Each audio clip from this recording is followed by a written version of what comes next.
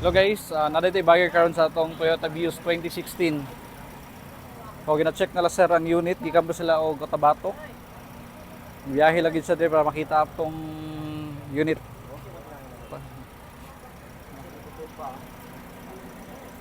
Ang kuana ni sir, ang last napaayon ako ng aircon, bago lang kay panibugnaw ba mo to ipaayon ako na ako to. Wala pa na na-open sir kay bago pa mo din na swap sa ako ang big bike. So, wala pa, super sa ko. Tapos, pero pwede pa niya napayang yun eh, wala. 350 kita boss eh. Tapos, pero ang bunang, kung makita din sa post na ako, sa page na ako, 380 gud ni. Hindi mga kumpay, ako nga man. Ay, hindi! Ah! Hindi ako ka. let's ride on na. Tara, test drive na to. Kailan ka oras biyahe ninyo, boss? 5 hours?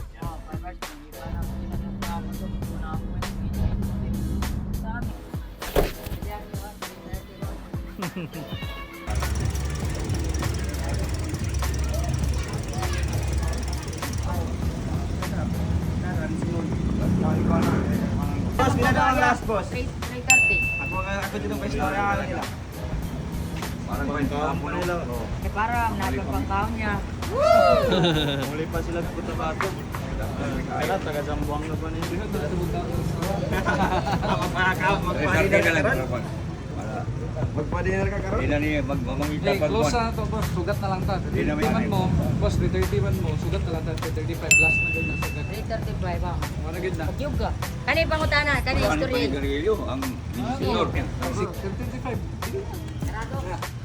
Tama, tama pagkitsama mo mo. Deal ko na 335. Deal yan. Sa office na magkuhan. Zero na bago sa LTO, online na. Tapos i-print na lang, mag-copy sa kanila lang ginahatag nila.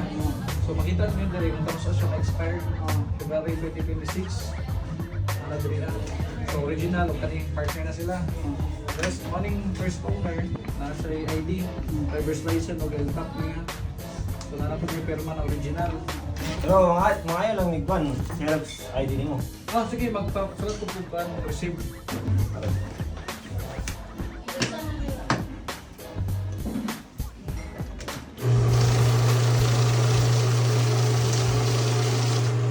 Okay na. Kung isa, dito. Itago siya po. Resibo na lang.